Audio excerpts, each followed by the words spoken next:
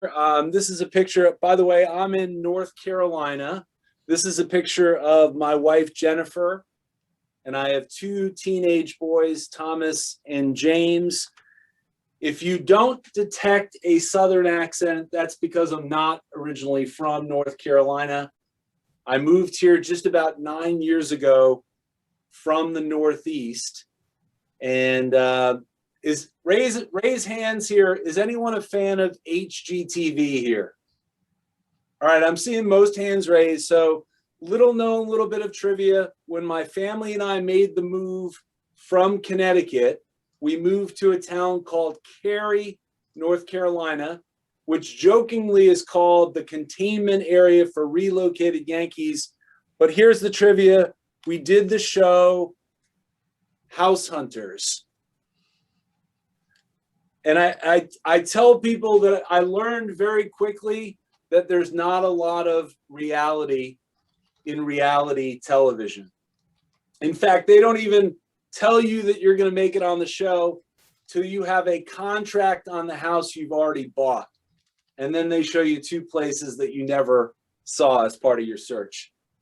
Excited today because Purple Goldfish, it's where the entire series started. It's core to kind of my journey. And so I'm excited to share a little bit about the book and kind of the central idea of what Purple's about.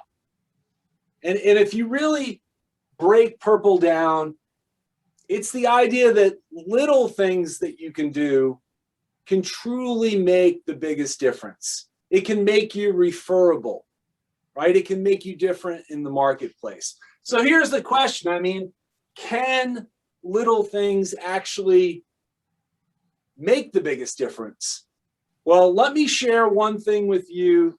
This is a piece of research that was done a number of years ago where they tried to test the impact of doing small little things. And in this case, they did it at a fast food restaurant. And here's the thing that they tried out. They wanted to see how impactful it was if you gave somebody a gift or you simply greeted them when they walked into the establishment, right? So it turns out, by the way, gift-wise, you either got a keychain or you got a little small sample of yogurt. So this wasn't like a really major gift. It was just a little something that they would give. And then the greeting was just a warm welcome when you walked into the restaurant. And so it turns out when they studied this that they created 4 groups, right? And the 4 groups were this. There was a group that they called the control group. They didn't get anything, right? There was a group where they only got greeted, but they didn't get the gift. The third group got the gift, but they didn't get the greeting. And of course, the fourth group got actually both the greeting and the gift.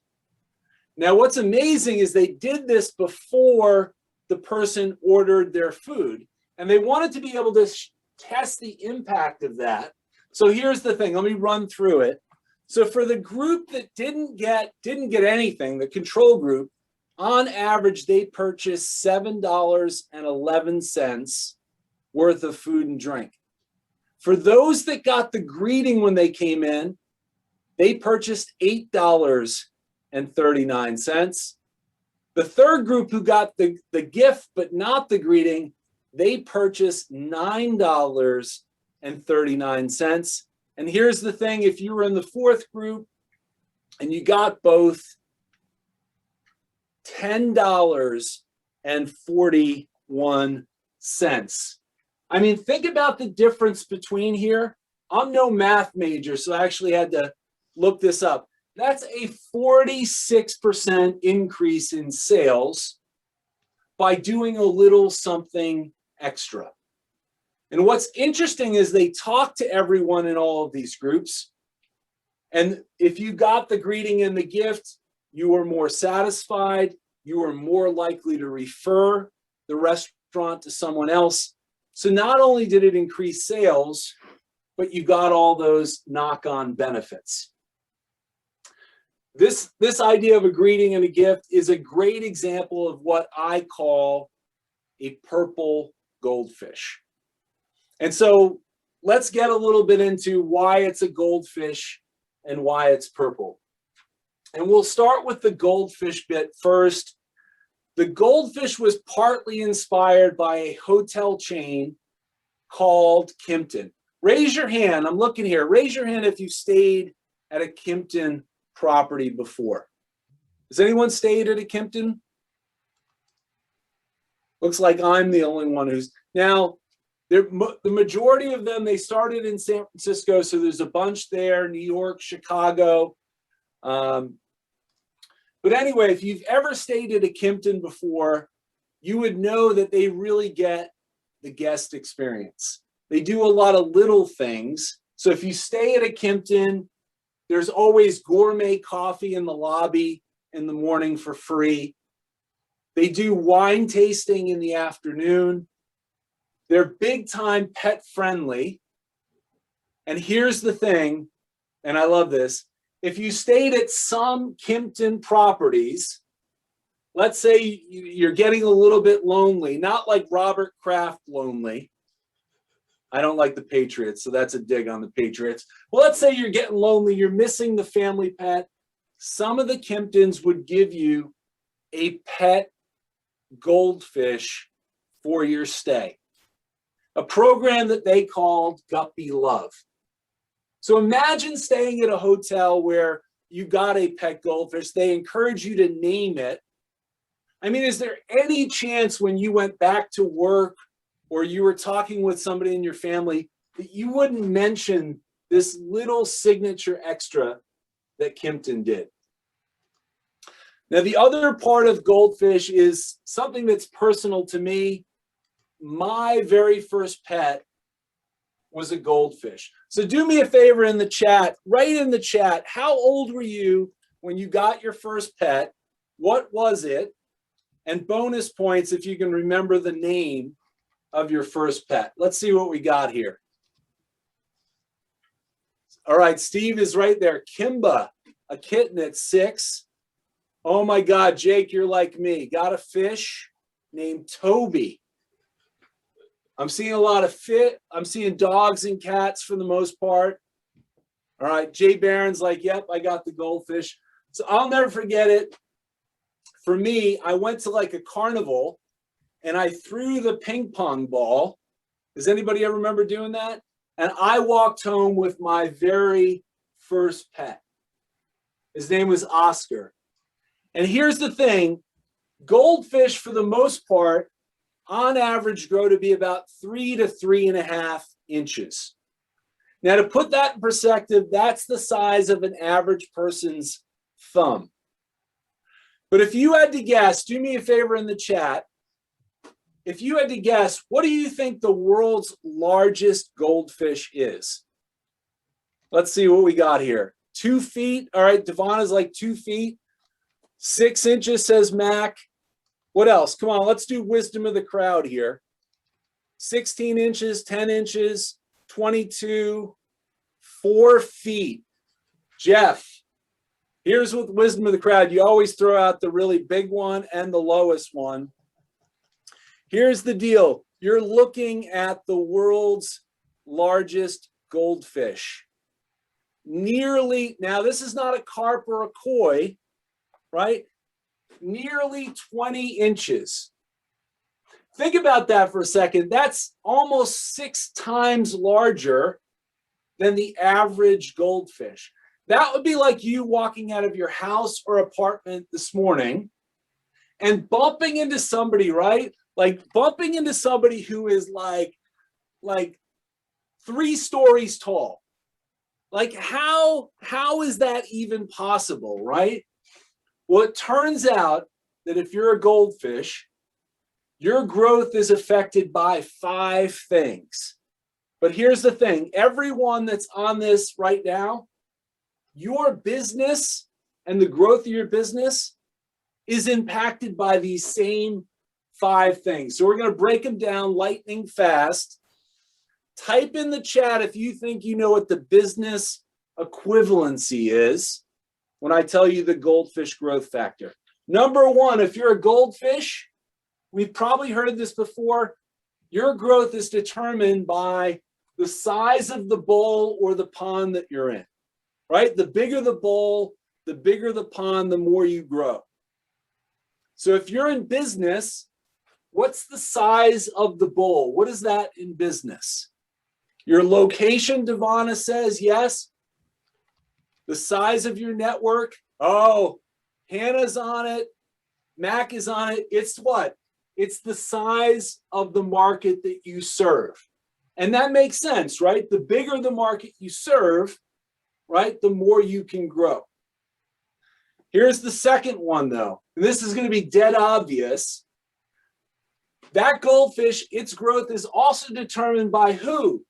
The other goldfish that are in the bowl or the pond, right? So this is an inverse relationship. The more goldfish, the harder it's going to be for them to grow. Who are the other goldfish in business? And I'm already seeing it. Competition, competition. Yeah, it's your competition. Now, number 3 used to be the hardest by far until COVID happened. But if you're a goldfish, your growth is also determined by the quality of the water that you're in, right? So the more nutrients in the water, the less cloudy the water is, the more you grow. Here's the thing. What's that in business? What's that surrounding environment called in business? Let's see if anyone can get this one. Tammy's on it. It's the economy, right? And I don't, tariffs, regulations, a global pandemic, right? I don't have to tell you how those surrounding things impact your growth. All right, number 4, if you're a goldfish, is how you do as a baby goldfish. So how a goldfish does in their first 4 months of life will determine ultimately how much they grow. So the better treatment they get when they're small, and by the way, they have 100 brothers and sisters when they're born. They're tiny. In fact, you call a baby goldfish a fry, as in small fry. They are tiny. So what are you called in business your first 4 months of life? You are a what? Let's see if somebody can get it here. Hannah, you're on it. Oh, Hans, you're on it. I'm sorry. You are called a startup. Or think about it. If you launch a new product or service, how it does in this critical first 120 days will determine how well you ultimately do. So what have we covered so far? We covered the size of the bowl, right, which was the market. We covered 2, the other goldfish that were in the bowl. That was your competition. We talked about the surrounding environment, which is the economy. And now we've talked about how you do in those critical first 4 months. Here's number 5 for a goldfish. Genetic makeup. So for a goldfish, what are they born with that separates them from all of the other goldfish? And the stronger their genes are and the more that they're separated, typically the more they grow. If their genes are weak and they're like everyone else, the less they typically grow. So what does that mean? What's genetic makeup if you're in business? It's the extent to what you are compared to everyone else. I'm seeing tenacity. I love that, Devana. I'm assuming you're saying weird, which I love. I'm looking for a D word, though. So Jay Barron, you're on it. Amy, you got it. It's the extent that you are different, right? Now, here's the big thing. I shared that there's 5 things for a goldfish, right? Market, competition, economy, startup, differentiation. Assuming you've already been in business for 4 months, what's the only one of these that you have control over? Does anyone have control over the market? No. How about your competition, right? Not unless you're buying them. right, and acquiring them. Does anyone have control over the economy? If you do, please see me after this. I would appreciate that, right? The only thing you have control over is how you differentiate what you do, and I would argue more importantly today, how you do it, the experience that you provide. All right, so the goldfish is just a metaphor for growth and the importance of differentiation. Why purple? So purple is an ode to this iconic American city. What am I talking about? New Orleans. And specifically, it's an ode to this, its most famous event. It's not Jazz Festival, right? It's Mardi Gras. And purple happens to be one of 3 official colors of Mardi Gras, right? So purple, green, and gold. Mac's like, I don't know if you were at Tulane, Mac, but like green is Tulane. But purple's one of the 3 colors. But the reason why it's an ode to New Orleans is that there's one word that comes from New Orleans that exemplifies this idea of doing a little bit more and standing out.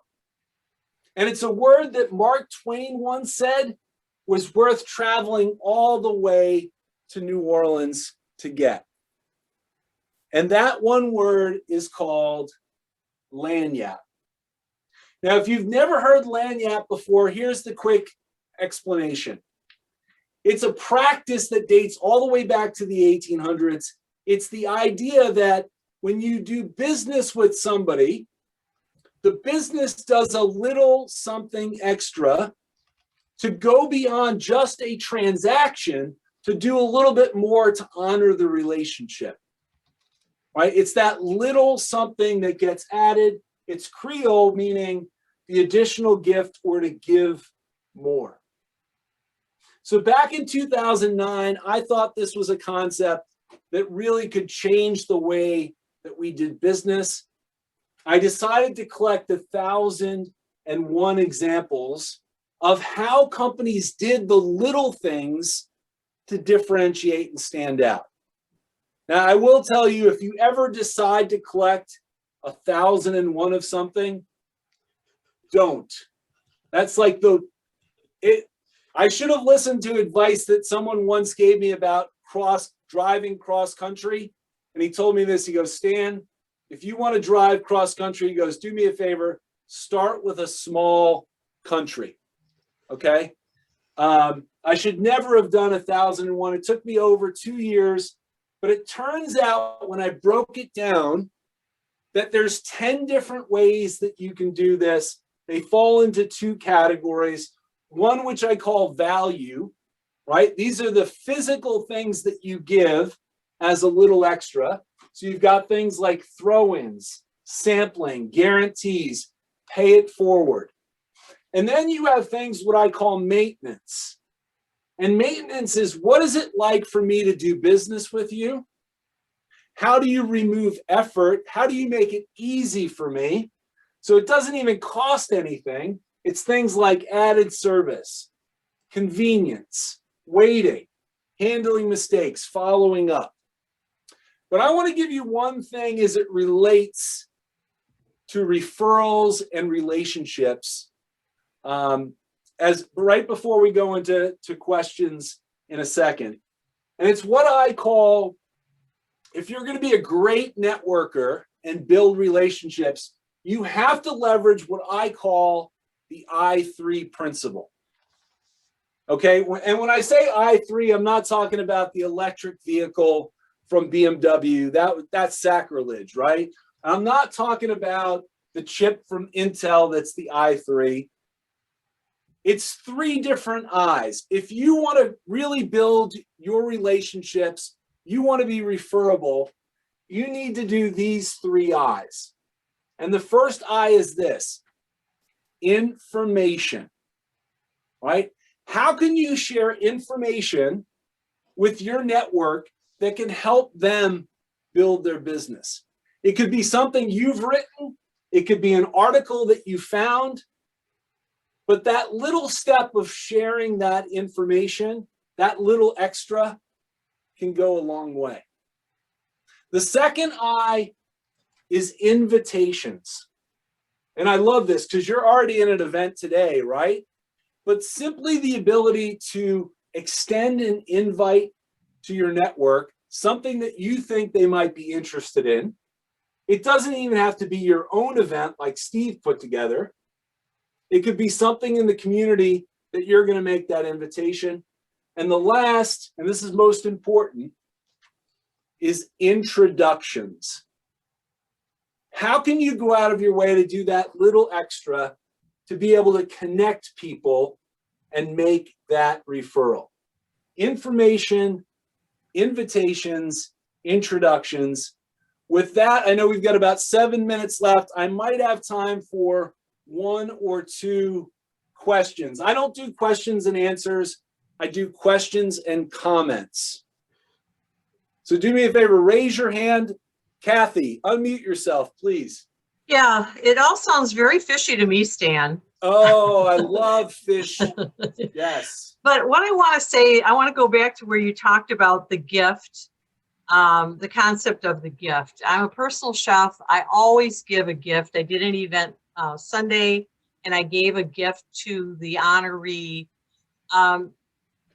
I guess I wonder, how do I know if that works? I mean, this is a longer time client, but that's something I do regardless of who the client is, because that's me.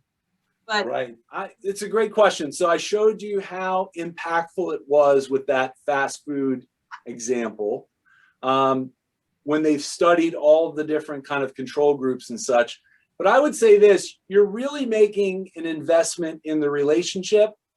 And what I would challenge you to think about is, how can you do this for everyone, right? Do that little something extra, not as kind of a campaign, but as a commitment for something that you do for your customers each and every time, right? It's something that makes you different than everyone else. It promotes that consistency, and most importantly, it gives them a reason to be able to tell a story about you and refer you to their friends and colleagues. okay, thank you. Great. Maybe time for one more. Anyone else have one? Awesome. I'm just going to check the second page to make sure that nobody is raising their hand. Okay, super. All right. I'm going to finish. I tell people, right, I can't talk about doing the little extra without doing it myself. So Steve, do me a favor, if you haven't already, throw the link for Purple Goldfish into the chat. I've called my Uncle Jeff up in Seattle at Amazon. He's made the book free today. That's my gift to you guys. You don't need a code. As long as you have an Amazon account, you can download it for free. Feel free to share the link. It's not only free, you can do it till midnight, actually 3 a.m. tonight, because that's midnight in Seattle. That's my gift to you guys. Really quick, every day I write on LinkedIn with a hashtag called the1299, where I talk about creating a different customer, brand, or employee experience. So do me a favor, connect with me on LinkedIn. That's where I spend almost all my time. Follow the hashtag if you'd like. I hope to be able to interact with you there. But I'm going to take it home with one quick story. And if it's okay, can we all go to the happiest place on earth? What's the happiest place on earth? Of course, I'm talking about Disney. But I want to take you all the way back to the 1950s when Disneyland first opened. And it wasn't an overnight success when it opened in 1955. But 2 years later, Walt had an idea. And his idea was he wanted to do a parade that went right down Main Street for the entire month of December. And to do it back in 1957, right? Walt absolutely loved parades, but to do it, it was going to cost $350,000 to do it. He had to hire the people. He had to build the floats, right? His finance people heard about this and they went crazy, right? They immediately found Walt. They sat him down and they tried to talk sense into him. And they said, Walt, don't do the parade. And they tried to reason with him. They said, next month in December, these people are already coming to Disney, right? They're not going to miss the parade because they're not even expecting it. Well, Walt looked up at his accountants. He said, you know what? That's exactly why we need to do the parade. He says, here at Disney, we always need to give our customers more than what they expect. He said, because if we don't, and they decide not to come back, it's going to cost us 10 times the amount of money to get them to come back. I'm sure everybody who's been to Disney before knows, you know what happened in December? Oh yeah, they did that parade, right? Enough. Here's the thing I want to leave you with. Walt's mantra was this: always exceed expectations. Find ways that you can rise above the transaction and do a little bit more to honor the relationship, not only with your network, but with your customers, right? He was so passionate about it, he had his own word for it. Walt called it plussing. And to him, plussing was a verb. He would look at everything he did and say, how can I do just a little bit more? So my hope as we leave each other today, you're thinking maybe a little differently, right? How can you do signature little things that show your customers that you care and that make you stand out in a sea of sameness?